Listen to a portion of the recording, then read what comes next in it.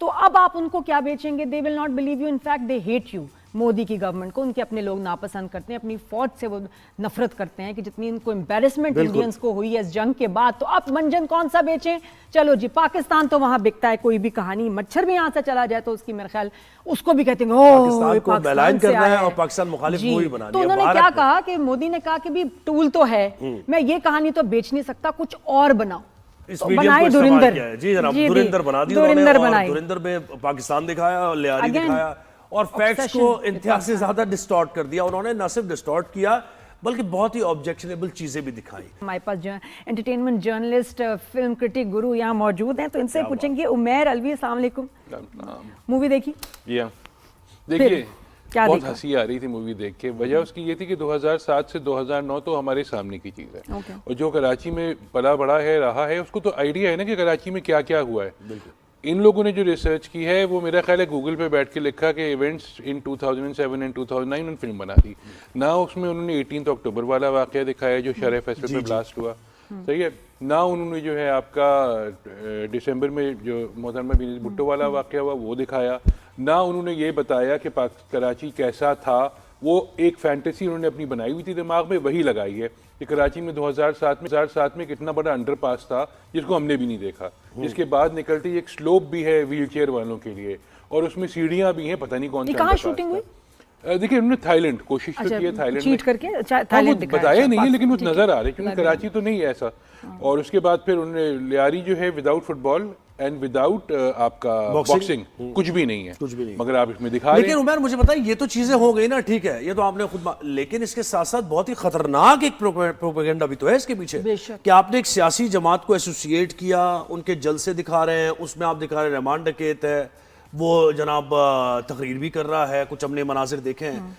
तो ये तो एक वेरी वेल थॉट प्लान लगता है ना, बाकायदा में लाइन करने के लिए पाकिस्तान को। देखिए इशू ये है ना कि नंबर एक सबसे बड़ा जो आर्ग्यूमेंट मेरे ट्रेलर देख के भी आया वो ये कि रहमान डकैत अपने आप को रहमान डकैत क्यों कहेगा।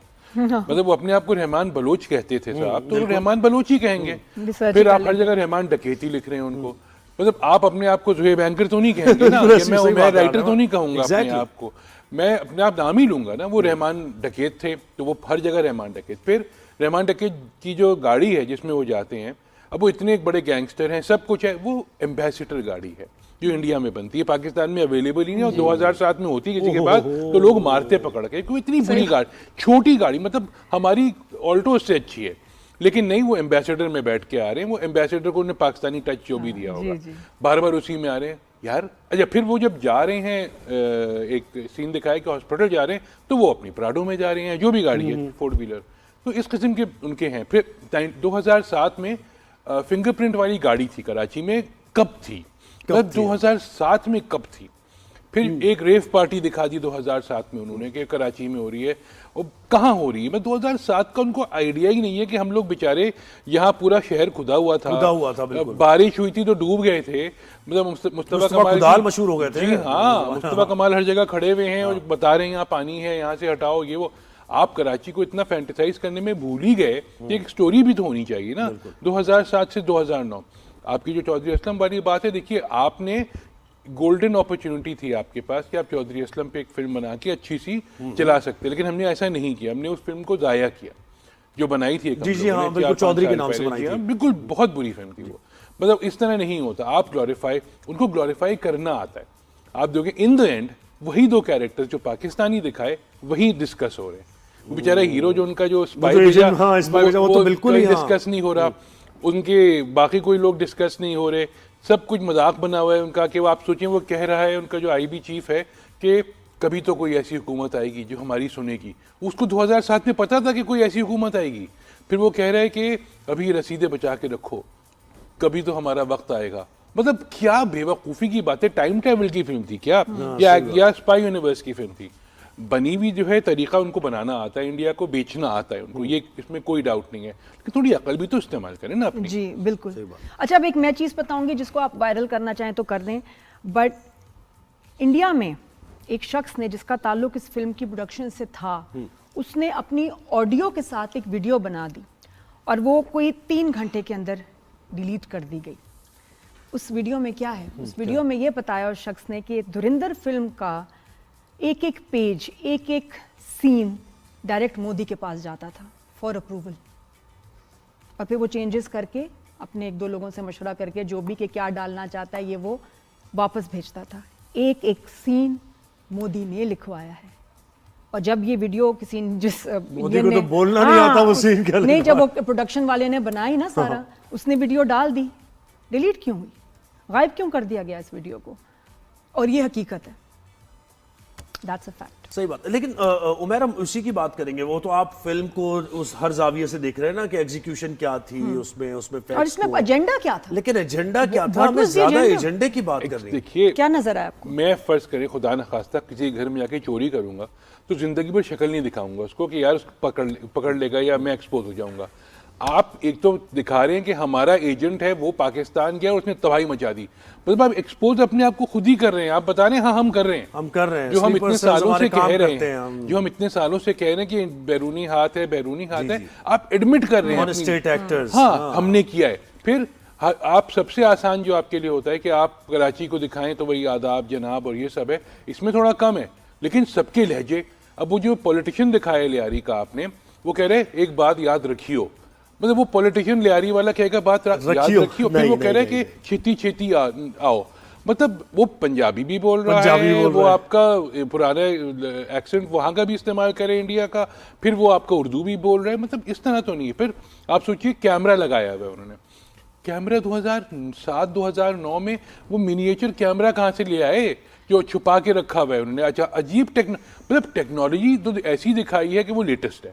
फिल्म है 2007 से 2009 और फिर आप ग्लोरीफाई कर रहे हैं उन तो लोगों वो टाइम पीरियड आप दिखा ही नहीं सके हैं, वो चीट ही, क्योंकि फोकस वो नहीं था। See Umair, that was not the purpose. उन्होंने एक अच्छी टाइम पीरियड फिल्म बनाई नहीं, मकसद ही नहीं है, उन्होंने सिर्फ दिखाना था जो उनको इंस्ट्रक्शंस ऊपर से मिल रही हैं। मोदी को इस फिल्म से, इस फैंटेसी फिल्म से क्या फायदा है? देखिए, मोदी को तो जब उनका कोई इलेक्शन होने वाले होते हैं, जब उनकी पॉपुलैरिटी डाउन होने वाली होती है, या तो वो इलेक्शन, या तो वो कोई जंग कर देते हैं, या फिर आपको कोई फिल्म रिलीज हो जाती है, या फिर कोई फिल्म रिलीज होती है वो जंग के ऊपर होती है। बिल्कुल ऐसे। तो इसके अलावा तो कोई काम नहीं है। आप सोचिए, इसी जमाने में पिछले 3 महीने के अंदर जॉरी एलएलबी 3 भी आई जो नेटफ्लिक्स पे है। साफ सुथरी फिल्म, कोई पाकिस्तान को गाली नहीं दी उसमें, फिल्म नहीं चली। थम्मा आई, नहीं फिल्म थी अच्छी, कॉमेडी जो भी है, पाकिस्तान को गाली नहीं दी, नहीं चली। सही है। धुरंधर जैसी वाहियात फिल्म आई तो ये पाकिस्तान को गाली दी, चल गई। एक बात मुझे बताइए कि धुरंधर में जो अक्षय खन्ना का कैरेक्टर है, तो इसको क्या इसके पीछे कोई ये साइंस है कि ठीक है इसको प्रमोट किया जाए, या ये ऑर्गेनिक है? सोशल मीडिया ऑर्गेनिक हमारा वीडियोस प्रॉब्लम तो ये ना, हम इंतजार में बैठे रहते हैं ना, कोई ऐसी चीज है हम वायरल करें। अब वो एनिमल आई थी, उसमें बॉबी देओल को जबरदस्ती का चढ़ा दिया, वो कोई ना ओरिजिनल गाना था, ना कोई ओरिजिनल चीज की थी, लेकिन वो बस हम वायरल तो करना है। हमारे यहाँ 2 दिन की वायरलिटी है, 3 दिन, तीसरे दिन से भूल जाते हैं। यहाँ भी यही चल जाएगा ये। अभी सब हर आदमी जो है वीडियो अपनी लगा रहा है, काला कोट पहन के, काला कुर्ता पहन के, 4-5 दिन बाद कोई और चीज कुछ तो वायरल करना है ना उसको, ताकि फिल्म जो है डिस्कस हो, देखी जाए। ओवर एक्टिंग की उससे मुझे लग रहा है, वो जलसे में जो बात बहुत ही ज्यादा एक्सप्रेशन, ओवर एक्सप्रेसिव है वो। देखिए, ओवरऑल सबने ही ओवर एक्टिंग की है ना उसके अंदर, देखा जाए। आप मुझे बताइए कि आप एक नॉर्मल फिल्म बना रहे हैं, उसमें जो आपका अजीत डोभाल वाला कैरेक्टर है, वो अचानक ट्रेलर में कैमरे को क्यों देखता है, मतलब फोर्थ वॉल क्यों ब्रेक कर रहा है, मतलब वो लोगों से बात कर रहा है, बेवकूफ़ी है ना।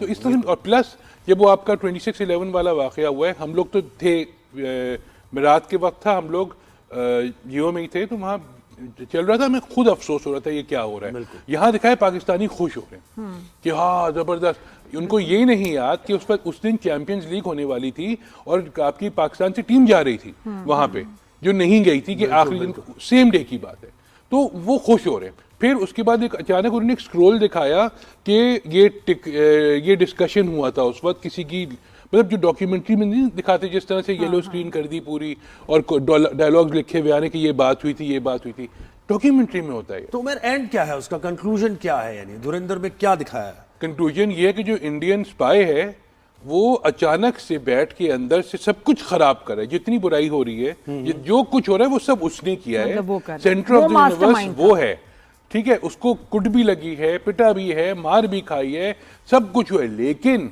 क्योंकि वो इंडियन स्पाई है, सब कर जिस मिशन पे आया था वो उसका अभी पार्ट 2 है ना, अच्छा पार्ट 2 भी आना To है be इसका? continued. अभी Dhurandhar अभी will अभी मोदी return. देख रहा है स्क्रिप्ट, उसने इसके 4-5 तो वर्जन मार्च निकालने में हैं। आएगी। और मेरा ख्याल है खुद भी एक्टिंग करेगा उसमें, धुरंधर खुद भी will नजर return. आएगा बिल्कुल। कहीं ना कहीं अच्छा, उसने कहना है कि बस फास्ट फॉरवर्ड करो और मोदी से कनेक्ट करो हर चीज को। अच्छा आप ये देखें कि अभी 10 के बाद हाय हाय अपनी एयरफोर्स पे इंडिया फिल्म बनाता है तो वो पिट जाती है, अपनी आर्मी के ऊपर फिल्म बनाता है वो पिट जाती है, नेवी के ऊपर जिक्र करता है तो वो पिट जाती है। तो मसला ये है कि अभी अपनी बात क्या फोर्सेस करें? अपनी फोर्सेस को ग्लोरीफाई कर ही नहीं सकते, इतनी शर्मिंदगी होगी। और लोग जो गुस्से में है, गुस्सा कम करना चाह रहे कि देखो हमने पाकिस्तान के साथ बुरा किया, ये देखो ये हम ये भी कर चुके हैं, सही। लेकिन that's not going to work because लोगों के सामने अब एक्सपोज हो चुका है इनका अपना जो है अपनी इनके narrative वीकनेसेस, बिल्कुल, इनकी propaganda वीकनेसेस, इनकी weaknesses फौज बिल्कुल की ऐसी। वीकनेसेस, इनके अपने फौजी बोल रहे हैं आके कि जी हमारा ना स्ट्रेटेजी ना ट्रेनिंग ना कोई हमारा कहते हैं विजन है, बिल्कुल ऐसी। कुछ भी नहीं है। तो उसमें अब आके ये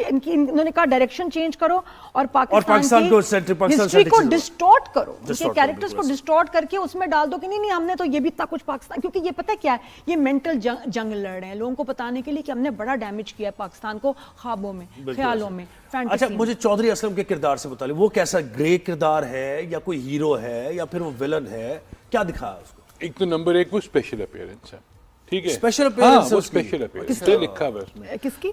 चौधरी असलम अच्छा, संजय अच्छा, दत्त, अच्छा, हाँ, अच्छा। क्योंकि देखिए स्टार्ट में रणवीर सिंह का नाम आया, फिर अक्षय खन्ना का आया, special appearance by Sanjay Dutt, ठीक है।